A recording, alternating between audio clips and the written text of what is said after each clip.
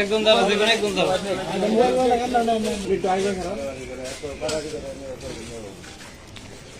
জিজ্ঞাসাবাদ করতে পারেন, আপনারা বোঝাই। আপনার বড় ভাই, আপনার বড় ভাই, আমার বড় আপন ভাই, আপন ভাই, এক মায়ের পেটের ভাই। এক মায়ের পেটের ভাই। আর আপনার কি হয়? আপনার শ্বশুর। শ্বশুরকে বুঝা হয়েছেন? হ্যাঁ, খুশি তো? আড়াই মাস আগে একটু আপনার দাঁড়াতে হবে। এই পিছনে আসুন না ভাই।